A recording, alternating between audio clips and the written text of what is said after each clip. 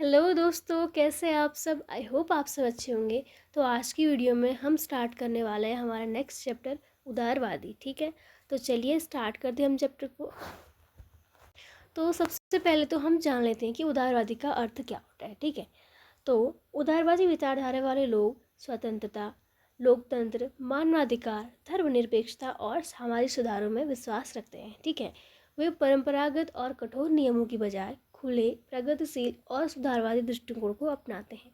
और जो उदारवादी होते हैं ना, उनका मूल आधार होता है क्या, कि जनता को राजनीतिक, सामाजिक और आर्थिक स्वतंत्रता देना। ठीक है, ये इनका मूल आधार होता है। ठीक है, तो उदारवादी का अर्थ तो हम समझ गए। ठीक है, अब स्टार्ट करते हैं कि हमें इस चैप्टर में और पढ़ना क्या है। ठीक है, अब देखते हैं कि हमें और पढ़ना क्या है। तो हमें सबसे पहले तो हम पढ़ना है कि इसमें सिद्धांत। ठीक है, उदारवादी का सिद्धांत पढ़ना है और उसके विभिन्न चरण हमें इस बुक में हमें 3 चरण हमें पढ़ने हैं। सबसे पहले हमें पढ़ना है पुरातन उदारवादी, फिर हमें पढ़ना है आधुनिक उदारवादी जिसको हम कल्याणवाद भी कहते हैं, फिर नव उदारवादी। ठीक है, चलो तो चैप्टर को स्टार्ट करते हैं बिना किसी देरी के। तो सबसे पहले हम देखते हैं प्रस्तावना। तो प्रस्तावना में कह रहे हैं कि राजनीतिक विचारधारा क्या है। ठीक है, राजनीतिक विचारधारा क्या है। देखो, राजनीतिक जो विचारधारा होती है ना, उसका अर्थ क्या है। उसका अर्थ है कि विचारों का वह समूह जो क्या करता है, जो समाज, राज्य, पार्टी या राष्ट्र से संबंधित होता है और राजनीतिक प्रगति की व्याख्या करता है। ठीक है, यहाँ पे देख लो और यहाँ पे मेंशन है। ठीक है, विचारों का वह समूह जिसमें विशेष लोग या समूह, पार्टी, राष्ट्र शामिल होते हैं जो इसका परीक्षण नहीं करते और सर्वसम्मति से इसको स्वीकार करते हैं। ठीक है, चलो। और जो राजनीतिक विचारधाराएं होती हैं कुछ मान्यताओं और सिद्धांतों पर आधारित होती हैं। ठीक है, कुछ ना कुछ मान्यताओं और सिद्धांतों पर आधारित होती हैं ये। ठीक है, और समाज के संगठन और राजनीतिक व्यवस्था को उचित ठहराती हैं। ठीक है, चलो। अब देखो कि उदारवाद का जो उदय हुआ ना, वो कब हुआ। यहाँ पे देखो बुक में अगर हम देखेंगे, यह मतों के वातावरण की रचना थी जिसका जन्म यूरोप में पुनर्जागरण और सुधार के परिणाम स्वरूप हुआ। यानी कि उदारवाद का उदय ना यूरोप में पुनर्जागरण और सुधार आंदोलन के परिणाम स्वरूप हुआ है। ठीक है, चलो अब देखते हैं सेकंड पेज में। हम देखते हैं यहाँ पे देखना, 16वीं और 17वीं शताब्दियों के दौरान जब सामंती व्यवस्था का जन्म हो रहा था। ठीक है, इस समय नई राजनीतिक व्यवस्था भी विकसित हो रही थी।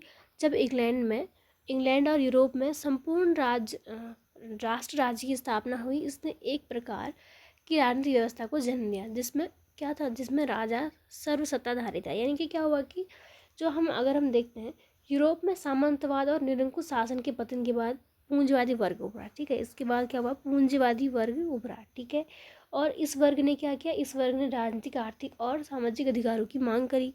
ठीक है, इसने क्या किया, सामाजिक अधिकारों की मांग करी, है ना। लोकोत्सव और पुनर्जागरण के बाद उदारवाद का विकास हुआ और आधुनिक राष्ट्र राज्य की नींव पड़ी। ठीक है, फिर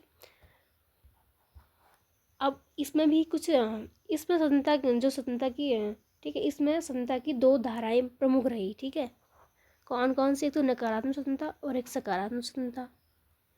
यहाँ पे देखो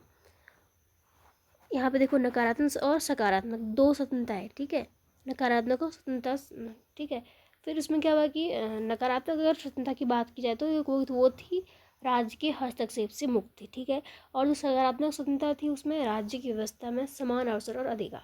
ठीक है, अब ऐतिहासिक पृष्ठभूमि अगर हम देखें, ठीक है, ऐतिहासिक पृष्ठभूमि अगर हम देखें तो ऐतिहासिक पृष्ठभूमि किस चीज़ की बात की गई है।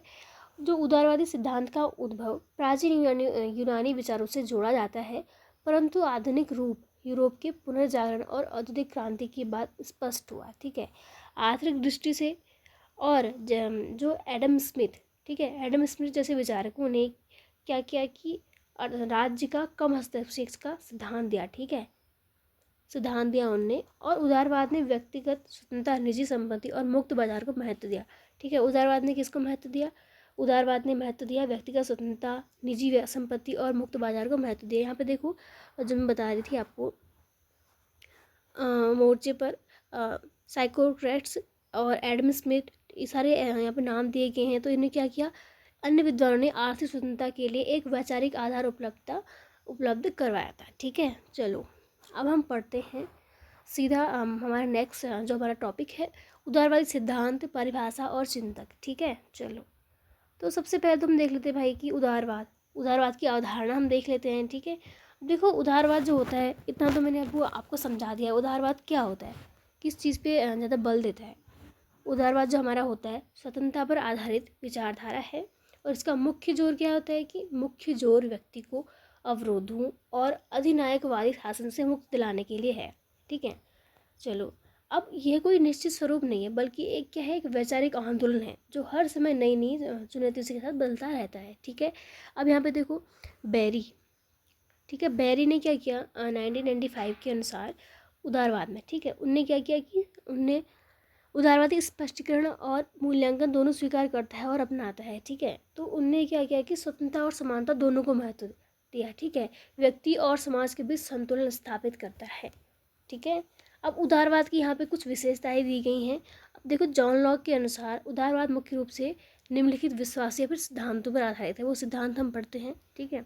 अब कौन कौन से सिद्धांत है यहाँ पे, फर्स्ट देखो कि फर्स्ट है पुरुष और महिलाओं का एक तार्किक रचना है, ठीक है, यानी कि पुरुष और हो चाहे महिला हो, सभी इंसान क्या है तार्किक रूप से समान है, इसका अर्थ ये है। सेकंड हमारा दिया गया है कि व्यक्ति के अपने हित और समान हित में कोई मूल विरोधाभास नहीं है, ठीक है, यानी कि दोनों एक दूसरे के पूरक है, इसमें कोई विरोधाभास नहीं है, ठीक है। थर्ड हमारा है पुरुष या फिर व्यक्ति, पुरुष व्यक्ति या फिर महिला है का जन्म कुछ प्राकृतिक अधिकारों के साथ होता है जिनका कोई भी सत्ता प्राधिकारी अतिक्रमण नहीं कर सकता, यानी कि जन्म से ही व्यक्ति को कुछ अधिकार मिलते हैं जिन पर किसी का कोई अतिक्रमण नहीं हो सकता, ये कहना है। और फोर्थ हम देखते हैं, तो फोर्थ में क्या कह रहा है कि नागरिक समाज और राज्य कृत्रिम संस्थाएं हैं जिनको व्यक्ति ने सामान्य हित के संरक्षण या सेवा के लिए बनाया है।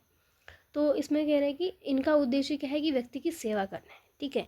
अब हम देखते हैं फिफ्थ हमारा है, तो फिफ्थ में हमारा कह रहा है कि उदारवादी जो है साध्य बनिस्पत उत्पाद की प्राथमिकता में विश्वास करता है, सामाजिक जीवन के विभिन्न क्षेत्रों में ठीक प्रक्रिया अपनाने के लिए स्वतंत्रता, समानता, न्याय और लोकतंत्र की खोज का उदारवादी सिद्धांत है। तो इसमें कह रहे हैं कि जो उदारवाद है ना, मुक्त अर्थव्यवस्था यानी कि मुक्त अर्थव्यवस्था उत्पादन और प्रतिस्पर्धा का समर्थन करता है, ठीक है। लास्ट हमारा है नागरिक स्वतंत्रता और कानून का शासन, इसको हम पढ़ेंगे। तो इसमें कह रहा है कि व्यक्ति को समान नागरिक अधिकार और स्वतंत्रताएं मिलनी चाहिए, ठीक है। इतना हमने पढ़ लिया। तो इसमें इसका अगर हम टोटल समराइज करके समझें तो इसमें क्या कह रहा है कि उदारवाद जो है ना, स्वतंत्रता की बात करता है, समानता की बात करता है, सहिष्णुता, मानवतावाद और लोकतंत्र का समर्थन करता है, जो उदारवाद होता है, ठीक है। चलो, अब हम देखते हैं जो हमारा उदारवाद है उसके कुछ चिंतक के बारे में हम पढ़ेंगे, ठीक है। सबसे पहले तो यहाँ पर जॉन लॉक, जो अभी हमने पढ़ा, जॉन लॉक, हाँ बहुत ही इंपॉर्टेंट नाम है, इसको याद रखना अक्सर। हाँ हमें अगर हम राजनीतिक पढ़ रहे हैं, ठीक है, तो हमें याद रहना चाहिए। तो जॉन लॉक अगर हम पढ़े तो वो क्या है, उदारवाद के जनक माने जाते हैं, ठीक है। जो जॉन लॉक है उदारवाद के जनक माने जाते हैं, और उन्होंने ही कहा था कि व्यक्ति जन्म से ही स्वतंत्र है, ठीक है। राज्य को जॉन लॉक के बारे में हम पढ़ेंगे तो राज्य को व्यक्ति की स्वतंत्रता और संपत्ति की रक्षा करनी चाहिए, ये जॉन लॉक का कहना है, और इन्हें सहिष्णुता पर जोर दिया, किसने, जॉन लॉक ने, ठीक है। सेकंड नाम हम यहाँ पे देखेंगे कौन है, एडम स्मिथ, ठीक है। सेकंड नाम हमारा एडम स्मिथ है। तो इनने क्या कहा, एडम स्मिथ जो है ना अर्थशास्त्र में लेजस फेरी नीति दी इन्हें, ठीक है, यानी कि राज्य का न्यूनतम हस्तक्षेप इन्हें नीति दी। यहाँ पे देख लो ये सभी विद्वान, यहाँ पे ये जो लेजर फेरी है ये किसने दिया, ये दिया हमारे एडम स्मिथ ने, ठीक है। मुक्त बाजार और प्रतिस्पर्धा का समर्थन किया एडम स्मिथ ने, और उन्होंने कहा कि यदि हर व्यक्ति अपने लाभ के लिए काम करेगा तो समाज का भी भला होगा, ये कहना था एडम स्मिथ ने, ठीक है। फिर हम देखेंगे कौन है हमारा थर्ड है हमारा जेरेमी बेंथम, ठीक है, जेरेमी बेंथम।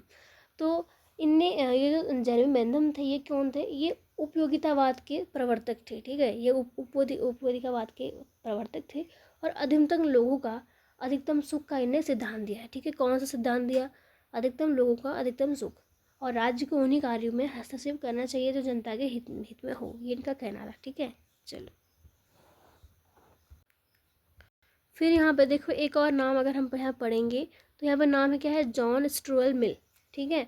तो इनने क्या किया, इन्होंने व्यक्ति की स्वतंत्रता पर जोर दिया, ठीक है। जो पॉइंट मैं आपको बता रही हूँ, चैप्टर मैंने अच्छे से कवर कर रखा है, ठीक है। उसको जो मैं पॉइंट यहाँ पे बोल रही हूँ उनको याद रखना, ठीक है।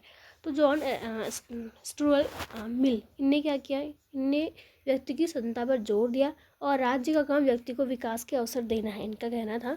ठीक है, और उन्होंने क्या किया, उन्होंने महिलाओं की समानता और लोकतंत्र का भी समर्थन किया। ठीक है, तो हमने अभी 4 इन चिंतकों के बारे में पढ़ा। ठीक है, तो इन सभी चिंतकों ने मिलकर क्या किया, एक उदारवाद को एक मजबूत वैचारिक आधार दिया। ठीक है, इन चारों चिंतकों ने उदारवाद को एक मजबूत वैचारिक आधार दिया। ठीक है, चलो फिर यहाँ पे देखो, कॉल, कैंट और मिल, ये तीनों चिंतक बहुत महत्वपूर्ण हैं जिन्होंने उदार परंपरा को साकार रूप प्रदान किया। ठीक है, समकालीन उदारवाद इनसे बहुत प्रभावित रहा है। किनसे? लॉक, कैंट और मिल। ठीक है, इन तीनों नाम याद रखना। और देखो 20वीं शताब्दी में सबसे अधिक गहन उदारवादी चिंतक कौन थे? जॉन रॉल्स रहे हैं, जिन्होंने उदारवादी के गहन चिंतन में सहयोग दिया है। और रॉल्स द्वारा ना 2 महान कृतियों का लेखन भी किया गया है। कौन कौन सी हैं? एक तो है अ थ्योरी ऑफ जस्टिस, एक है पॉलिटिकल लिबरलिज्म। ठीक है, और फिर इनमें समकालीन वाद विवाद और परिचर्चा शामिल हैं जो उदारवादी और उनके मूल्यों पर आधारित है। ठीक है, चलो तो जितना भी मैं आपको समझा रही हूँ सभी के बारे में पढ़ा रही हूँ, अच्छे से सुनना। ठीक है, लेक्चर को सुनना, मैं आपको गारंटेड बोल रही हूँ पूरा चैप्टर समझ आ जाएगा। ठीक है, फिर हमारा नेक्स्ट टॉपिक है उदारवादी के सिद्धांत के विभिन्न चरण। ठीक है, तो चरण हम पढ़ते हैं। तो उदारवाद जो है ना मुख्यतः 3 चरणों में बांटा गया है। ठीक है, 3 चरणों में बांटा गया है, पुरातनवादी, आधुनिक और नव उदारवादी। ठीक है, चलो सबसे पहले हम पढ़े पुरातन के बारे में। ठीक है, अब ये कब विकसित हुआ? पुरातन उदारवादी को हम पढ़ते हैं तो यह 17वीं और 18वीं सदी में विकसित हुआ। कौन सा?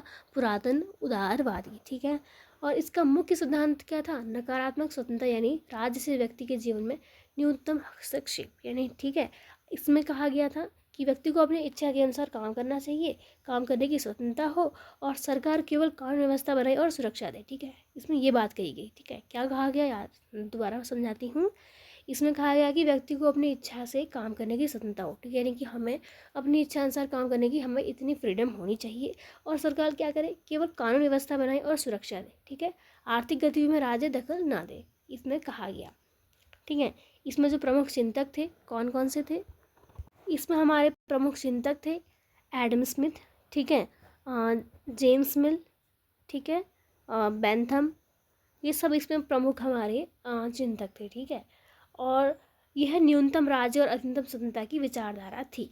ठीक है, चलो अब देखो, हमने ये तो समझ लिया कि पुरातन उदारवाद कैसे विकसित हुआ।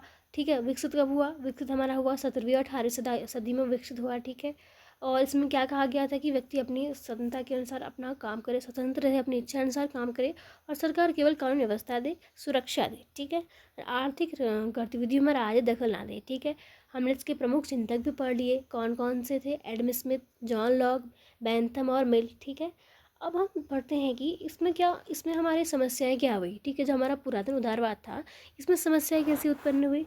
तो सबसे पहले तो देखो 19वीं शताब्दी में क्या हुआ, शताब्दी तक औद्योगिक क्रांति और हस्तक्षेप नीति का असर स्पष्ट दिखने लगा। ठीक है, औद्योगिक क्रांति 19वीं शताब्दी के अंत, यहाँ पे देखो 19वीं शताब्दी के अंत तक औद्योगिक क्रांति और हस्तक्षेप का या स्वच्छंद बाजार के कुछ गंभीर परिणाम हमारे सामने आए। ठीक है, और पूंजीवाद की उद्गम के रूप में। ठीक है, अब समस्याएं कैसी क्या खड़ी होगी? कुछ समस्या ऐसी खड़ी होगी। पहला तो हमारा समस्या ऐसे था कि पूंजी का केंद्रीकरण, यानी कि उद्योगपतियों के हाथों में संपत्ति और शक्ति सिमट गई। ठीक है, सबसे पहला तो ये था। क्या हुआ कि उद्योगपतियों के हाथों में उद्योगों के लाभ की पूंजी एकत्रित होगी। अब क्या हुआ कि शोषण हो रहा था, बेरोजगारी बहुत ज़्यादा बढ़ गई थी, गरीबी और असमानता। अब मजदूर वर्गों को क्या हो रहा था कि उसके श्रम का उचित फल ही नहीं मिल रहा था, क्योंकि उद्योगपति सब उनकी सारी संपत्ति तो उद्योगपतियों के हाथ में चली गई थी ना। पूंजीवाद बहुत बड़ी समस्या खड़ी हो गई थी। ठीक है, गरीबी और असमानता, मजदूर वर्ग को उसके श्रम का उचित फल ही नहीं मिलता था। थर्ड हमारा पॉइंट है कि शोषण और बेरोजगारी। अब श्रमिक वर्ग जो थे उनकी स्थिति कैसी होगी? बदतर होगी। ठीक है, गरीबी अत्यधिक होगी। यहाँ पे देखो पॉइंट सारे दिए गए हैं। ठीक है, और महामंदी, यानी कि पूंजीवाद और मुक्त बाजार की कमजोरियां उजागर होगी। तो इन सब समस्याओं ने क्या किया कि जो पुरातन उदारवाद था वो असफल हो गया। ठीक है, कमजोर साबित हो गया। ठीक है, क्योंकि ऐसा हो गया, गरीबों का शोषण हो रहा है, गरीबी हो रही है, असमानता हो रही है, जितनी भी संपत्ति है वो सब उद्योगपतियों के हाथ में सिमट गई है। ठीक है, शक्ति वहाँ सिमट गई है, अब शोषण हो रहा है, गरीबी है, दुनिया भर की बेरोजगारी हो गई थी। ठीक है, तो इसके कारण क्या हुआ, जो पुरातनवाद था वो पूरी तरह से असफल हो गया। ठीक है, कमज़ोर साबित हो गया। तो परिणाम स्वरूप क्या हुआ कि एक अब उदारवाद को नए रूप में ढालने की ज़रूरत महसूस हो गई, ठीक है। तो फिर क्या हुआ कि जिससे क्या हुआ, नया उदारवाद विकसित हुआ। कौन सा? आधुनिक उदारवाद, जिसको हम कल्याणवाद भी कहते हैं, ठीक है। चलो अब हम पढ़ते हैं आधुनिक उदारवाद के बारे में। अब आधुनिक उदारवाद आया। अब आधुनिक उदारवाद क्यों आया? क्योंकि पुरातन उदारवाद जो था वो विकसित नहीं हो पाया अच्छे से, ठीक है। चलो, जो आधुनिक उदारवाद है वो क्या है? पुरातन उदारवाद को एक संशोधित और विकसित रूप ही तो है। वो विकसित नहीं हो पाया, इसलिए तो आधुनिक उदारवाद की जरूरत पड़ी है ना। अब इसमें क्या हुआ, इसमें ना केवल नकारात्मक स्वतंत्रता, ठीक है, नहीं बल्कि सकारात्मक स्वतंत्रता की अवधारणा भी आई, ठीक है। अब इसकी जो मुख्य जो विशेषताएं थी वो कौन कौन सी थी? सबसे पहला तो इसमें विशेषता थी सकारात्मक स्वतंत्रता, यानी कि केवल बाध रही सत्ता नहीं, ठीक है, बल्कि राज्य द्वारा अवसर प्रदान करना ताकि हर व्यक्ति अपनी क्षमता का विकास कर सके। यानी कि फर्स्ट पॉइंट हमारा क्या था? सकारात्मक स्वतंत्रता, ठीक है। सेकंड हमारा था राज्य की सक्रिय भूमिका, यानी कि राज्य को अब निष्क्रिय दर्शक नहीं बल्कि कल्याणकारी कार्यकर्ता माना गया, ठीक है। फिर हमारा थर्ड हमारा है सामाजिक न्याय और समान अवसर, यानी कि सबको सामाजिक न्याय समान अवसर दिए जाए, ठीक है। या चाहे वो शिक्षा हो, स्वास्थ्य हो, रोजगार हो, सामाजिक सुरक्षा सुनिश्चित करना सबसे मेन पॉइंट माना गया। फिर हम फोर्थ हमारा है आर्थिक विषमता को कम करना, यानी कि मजदूर वर्ग और कमज़ोर तबकों को सहायता देना, यानी कि जो मजदूर वर्ग थे ना उनको सहायता देना, ठीक है। उनको कमज़ोरों को बिल्कुल, मतलब ऐसा नहीं कि उनको देखे ही ना, उन सबको सहारा देना जो कमज़ोर वर्ग थे। और व्यक्ति और समाज में संतुलन, अब व्यक्ति के साथ साथ समाज के कल्याण पर भी ध्यान दी जाए। अब इसके जो मुख्य चिंतक थे, ठीक है, मुख्य चिंतक कौन कौन थे? तो एक तो हमारे थे टी.एच. ग्रीन, ठीक है, टी.एच. ग्रीन। तो इनने क्या किया, इनने कहा कि स्वतंत्रता का अर्थ केवल बाधाओं से मुक्त नहीं बल्कि अपनी क्षमता का विकास करना, यानी कि हमारे लिए फ्रीडम का अर्थ केवल ये नहीं कि हम बाधाओं से मुक्त हैं, अपनी क्षमता का विकास करना भी हमारे लिए स्वतंत्रता है। और राज्य को नागरिकों के कल्याण के लिए सक्रिय रूप से काम करना चाहिए, ठीक है। ये तो हमारे कौन? टी.एच. ग्रीन, ये हमारे जो मुख्य चिंतक थे, एक ये है, ठीक है। सेकंड अगर हम बात करें तो जॉन स्टुअर्ट मिल, ठीक है, जिनने सकारात्मक स्वतंत्रता की संकल्पना को प्रस्तुत किया था, जिसके परिणाम स्वरूप क्या हुआ, नकारात्मक सकारात्मक उदारवादी में परिवर्तित हुआ था। तो इनने क्या किया कि नकारात्मक से स्वतंत्रता सकारात्मक स्वतंत्रता की ओर बढ़े, ठीक है, जो नेगेटिविटी से सकारात्मक स्वतंत्रता की ओर बढ़े। कौन? John Stuart Mill. इनने क्या किया कि शिक्षा और सामाजिक सुधार में राज्य की इस भूमिका का समर्थन किया, ठीक है। किस में? शिक्षा में और सामाजिक सुधार में राज्य की भूमिका का समर्थन किया, ठीक है। नाम याद रखना, जॉन स्टुअर्ट मिल। फर्स्ट हमने पढ़े टी.एच. ग्रीन एंड सेकंड हमारे जॉन स्टुअर्ट मिल, ठीक है। फिर हम पढ़ेंगे कौन? एल.टी. हॉबहाउस, ठीक है, हॉब्स हाउस। तो इनने क्या किया कि इनने सामाजिक सुधार और कल्याणकारी राज्य की वकालत करी, ठीक है, और आर्थिक असमानता कम करने की बात करी, ठीक है। फिर हम पढ़ेंगे जे.एम. कीन्स, ठीक है, जे.एम. कीन्स। इनने क्या किया कि ये अर्थशास्त्री थे। इनने इनने जिनने कहा कि मंदी जैसी परिस्थितियों से निपटने के लिए, ठीक है, जैसे मंदी जैसी परिस्थितियां हैं, इनसे निपटने के लिए राज्य को अर्थव्यवस्था में हस्तक्षेप करना ही चाहिए, ठीक है। उनकी कीनियस अर्थव्यवस्था आधुनिक कल्याणकारी राज्य की नींव बनी, ठीक है। अब देखो, जो आधुनिक उदारवाद था उसने क्या किया, उसमें क्या क्या हुआ, आधुनिक उदारवाद ने शिक्षा, स्वास्थ्य, सामाजिक सुरक्षा, रोजगार और कल्याणकारी योजना को जरूरी माना, ठीक है। अब हम समझते हैं कि आधुनिक उदारवाद का पूरा विस्तार हम समझते हैं, ठीक है। अब जो आधुनिक उदारवाद है वो प्रथम और द्वितीय विश्व के बाद आधुनिक उदारवाद और मजबूत हुआ है, ठीक है। कब?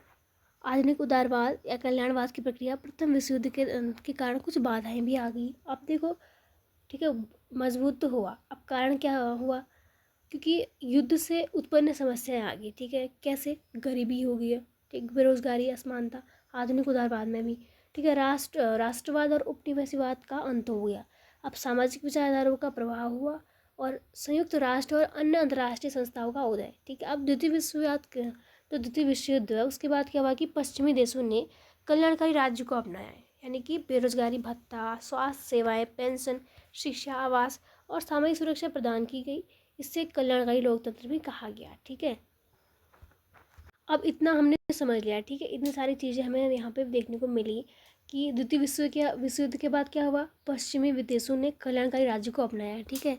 यहाँ पे देखो, कल्याणकारी राज्य को अपनाया और जो पेंशन, बेरोजगारी भत्ते, आर्थिक सहायता, ये सब चीज़ें, सामाजिक सुरक्षा प्रदान की गई। इससे क्या हुआ कि कल्याणकारी लोकतंत्र भी कहा गया है। इतना सब हमने समझ लिया। अब हुआ क्या कि 1950 से 60 के दशक में नए स्वतंत्र राष्ट्रों, एशिया हो गया, अफ्रीका में क्या हुआ कि ने भी इसे अपनाया ताकि विकास और समानता लाई जा सके। लेकिन क्या हुआ, 1970 के दशक तक इसमें चुनौतियाँ आने लग गई। ठीक है, अब इसमें भी चुनौतियाँ आने लग गई। किसमें? हमारे आधुनिक उदारवाद में। इसमें क्या हुआ कि महंगाई और बेरोजगारी बढ़ गई। ठीक है, जो महंगाई थी और बेरोजगारी थी वो बहुत बढ़ गई। ठीक है, अर्थव्यवस्था में अत्यधिक सरकारी हस्तक्षेप के नकारात्मक परिणाम देखने को मिले। अब ठीक है, अब इससे ये सब चीज़ें देखने को मिल गई। ठीक है, महंगाई और बेरोजगारी बढ़ गई और अर्थव्यवस्था में अत्यधिक सरकारी हस्तक्षेप के नकारात्मक परिणाम हमें दिखने लग गए।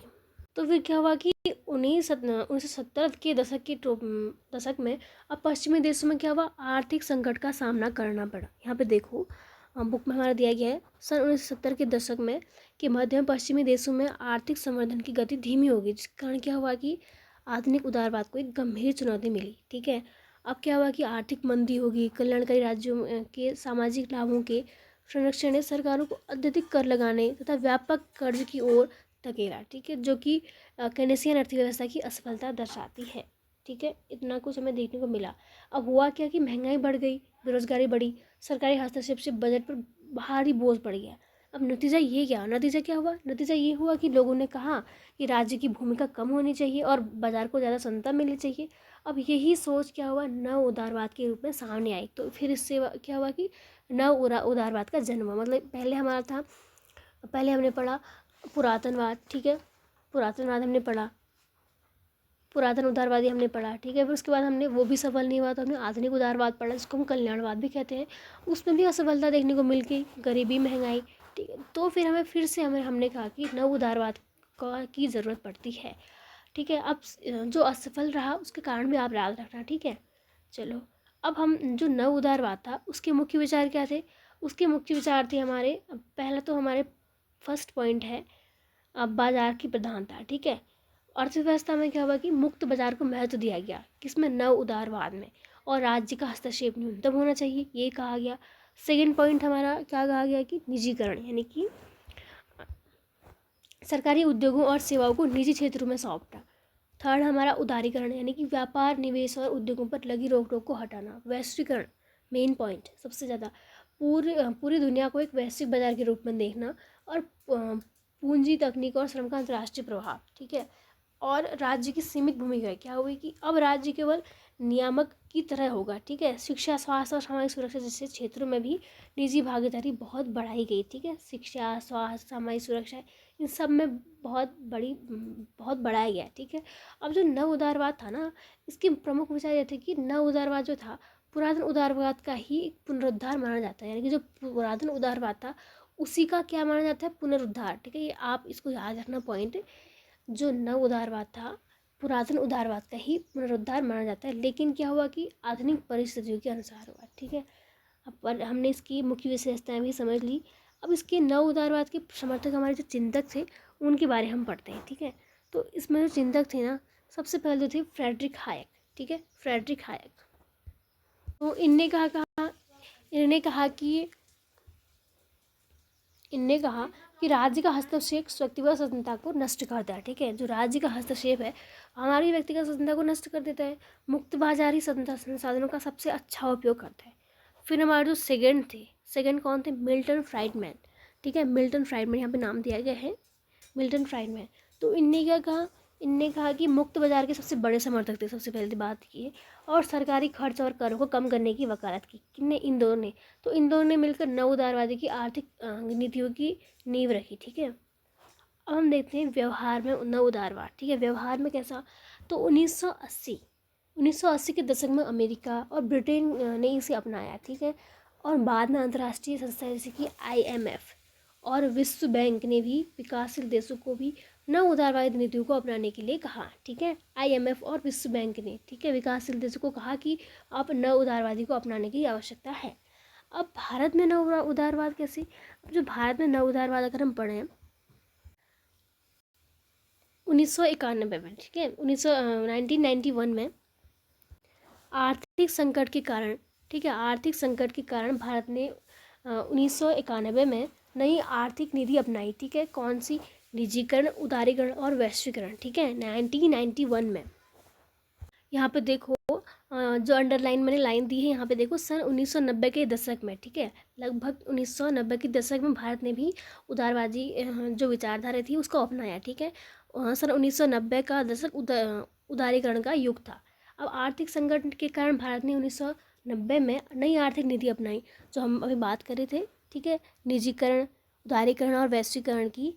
तो उसके बाद क्या हुआ कि भारतीय अर्थव्यवस्था में बड़े बदलाव आए। ठीक है, क्या क्या बदलाव आए? जैसे कि विदेशी निवेश बढ़ा, निजी क्षेत्र में अब बढ़ावा मिला, सरकारी नियंत्रण कम हुआ। ठीक है, अब हम पढ़ते हैं, इतना हमने समझ लिया। ठीक है, इतना हमने समझ लिया। फिर हम देखते हैं आलोचनात्मक मूल्यांकन, यानी इसमें हम पढ़ेंगे कि न उदारवाद की आलोचना। अब कैसे? अब देखो, हालांकि ना इससे आर्थिक विकास तेज हुआ, लेकिन समस्याएं भी सामने आ गई। जैसे कि क्या हुआ? अमीर और गरीब के बीच खाई और चौड़ी होगी। अब सामाजिक न्याय और कल्याणकारी योजनाएं कमज़ोर होगी। शिक्षा और स्वास्थ्य जैसी जो महंगी और निजी होगी। ठीक है, सेवाएं जो महंगी होगी और निजी होगी। पूंजीपतियों का दबदबा बढ़ गया और पर्यावरणीय संकट और असमान विकास, ये सब हमें देखने को मिला। ठीक है, यानी कि हमने भी क्या क्या पढ़ा? जो नव उदारवाद था वो 1970 के बाद उभरा। ठीक है, और जब कल्याणकारी राज्य की सीमाएं सामने आई और इसमें राज्य की भूमिका सीमित कर मुक्त बाजार, निजीकरण, उदारीकरण और वैश्वीकरण पर जोर दिया गया। किसमें? नव उदारवाद में। और हायक और फ्रीडमैन इसके प्रमुख चिंतक माने जाते हैं। और ब्रिटेन, ठीक है, अमेरिका के बाद भारत समेत कई देशों ने इसे अपनाया। लेकिन क्या हुआ? इसके साथ असमानता, शोषण और सामाजिक सुरक्षा की कमी जैसी समस्या भी सामने आ गई। ठीक है, चलो इतना है। उसके बाद हमारा चैप्टर ख़त्म हो जाता है। तो यही हमारा इस चैप्टर में हमने पढ़ा। ठीक है, 3 हमने पढ़े। ठीक है, पुरातन उदारवादी, आधुनिक उदारवाद और फिर नव उदारवाद। ठीक है, नव उदारवाद जो हमारा है वो पुरातन उदारवाद का ही एक पुनर्रूप हमें माना जाता है। ठीक है, चलो इतना हमने समझ लिया। आई होप आपको चैप्टर समझ आ गया। फिर कोई डाउट है तो सीधे कमेंट करो। ठीक है, आई होप आपको समझ आ गया होगा। ठीक है, तो thank you so much for watching this video.